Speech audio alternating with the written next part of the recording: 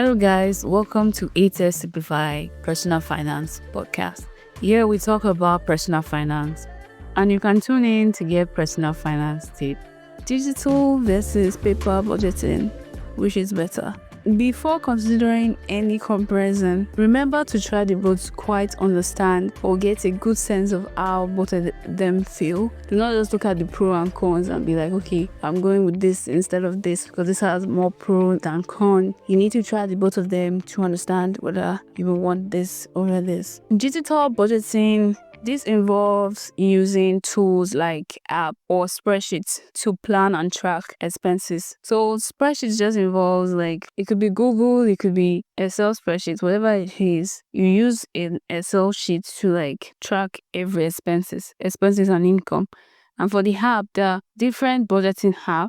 In America, they have budgeting app that helps them do this digital envelope because we have physical envelope. They have digital envelope. They also have digital envelope where the app helps you section your money into envelopes and you can allocate your money into those envelopes. So it's just similar to the normal cash stuffing envelope, but this is digital form. So what's the pro of digital budgeting? It helps you automate calculation. Instead of you manually going to calculate with the calculator every item, it does the calculation automatically. Number two, data can be summarized into charts and graph and not just digital where you see only the amount. You can see it in charts. You can easily visualize it. With Excel spreadsheets and app, you can easily store data up to 10 years of your expenses. If you are tracking your expenses now and you are keeping those Excel sheets, in the next 10 years, you still have access to that Excel sheet and you can store up to 10 years of information because even though it looks bulky, you're able to keep it compared to other methods. Number four, those collected data can easily be run through. The computer can easily access those data, interpret it into trends, or even compare metrics you have never considered because it's easier for you to consider income to expenses, compare savings to income. Those metrics are simple metrics, but have you ever considered maybe knowing the trend of your airtime purchases for the past 5 years, or just getting insights of your spending for the past 5 years? You can do that with Excel spreadsheets, which is really, really crazy. And number five, this is just a bonus. It's just fun to use because you get to push buttons, move slides. It's just fun. I don't know. I just love interface and being involved in shifting things.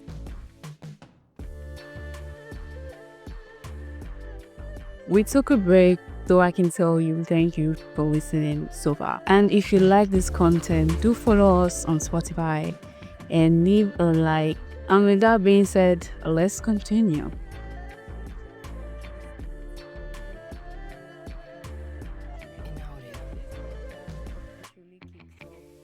So the cons, like I said, you tend to use text, so you have to be a little bit tech savvy. When it comes to paper budgeting involves using book and pen. So you use your book to plan and track expenses. You can also use envelope to also plan expenses. That's physical envelope to plan / budget your expenses, but they don't work for tracking. You have to use a paper to track your expenses.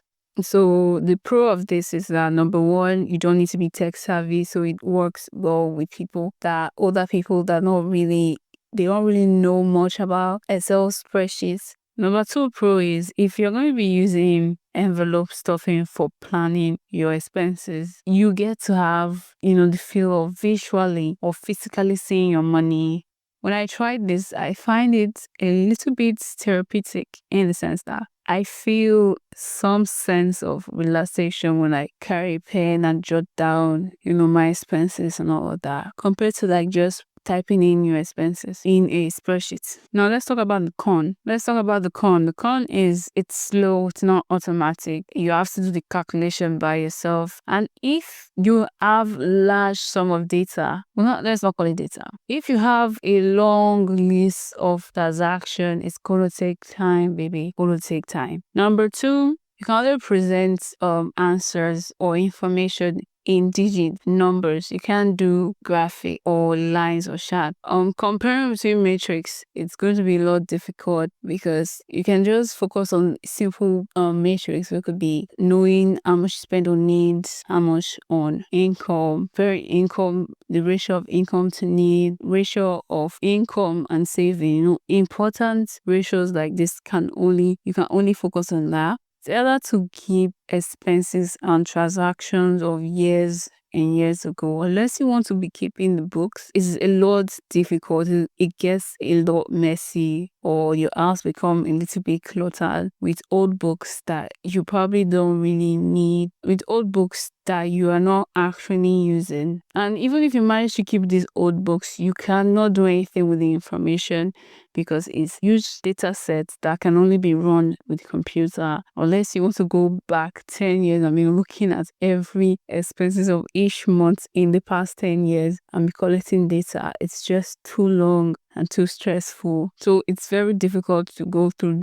Even if you have this data stored in your house, with all these expenses logged in your book, chances are it's going to be just data and you cannot really interpret any information from those data because it's going to take a long time, and unless there's something you're really looking for, it's not worth the stress. A lot of people might find it boring and not quite interesting, even if the slow process may be therapeutic. A lot of people that are fast paced may not find the process fun, and you may find it like a chore. And the last thing you want to do is make budgeting look like a chore or look like something you really don't want to do. And that's it. So I advise you to try any of this budgeting method. Try both of them to find which of them, or to see which of them you find interesting. And with that being said, see you in the next one.